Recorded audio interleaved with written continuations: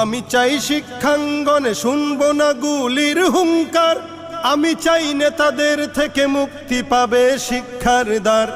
আমি চাই শিক্ষাঙ্গনে শুনবো না গুলির হুঙ্কার, আমি চাই নেতাদের থেকে মুক্তি পাবে শিক্ষার দ্বার।